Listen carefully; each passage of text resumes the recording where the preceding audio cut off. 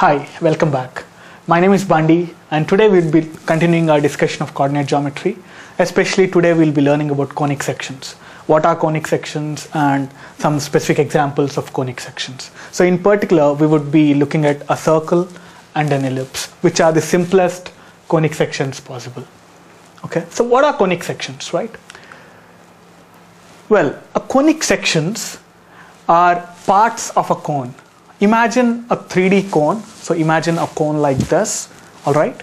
And if you cut the cone using a slice, if you slice the cone, the shape that you get would be called a conic section, all right? So for example, if you cut it horizontally, parallel to the base, then what you get is a circle, all right? And if you cut it in a slant position, what you get is an ellipse. And similarly, you will get parabola and hyperbola, which we'll be looking at in the next lecture. All right, so that's why the name conic sections. You must be wondering why it was called conic sections, so now you know. All right, now that was geometry, that was looking at pictures. Now let's look at what it actually means. How can we represent conic sections using mathematical equations? Remember, that was the whole aim of coordinate geometry, to be able to represent geometrical shapes like this using functions, right? So when you look at any quadratic function, right, a quadratic function is nothing but a function in two variables with highest degree 2, all right? So ax square plus bxy plus cy square plus dx plus ey plus f equal to 0. This is a quadratic equation with highest degree 2. Degree of x square is 2, degree of xy is 1 plus 1, 2, cy square is 2.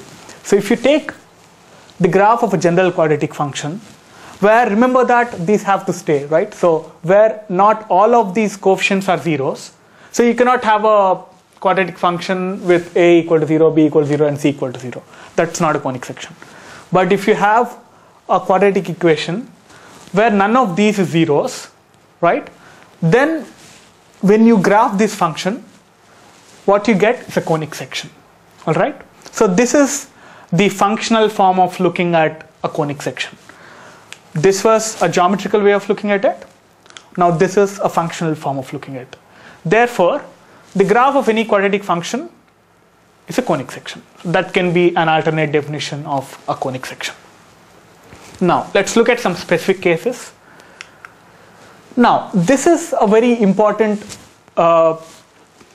constant which is associated with every quadratic equation. It's the value of the expression b square minus 4 times ac, all right? So this b was here, so b square minus 4 times a multiplied by c. So this value determines the shape of the conic function, a conic section, all right? So if b square minus 4ac is less than 0, then you get a circle or an ellipse, okay? So if the values in this quadratic equation satisfy this property, then if you graph that quadratic equation, what you get is a circle or an ellipse, okay? While satisfying this condition, if you had a is equal to c, then what you get is a circle, otherwise you get an ellipse. That is, the conditions for getting a circle are you have to have b square minus 4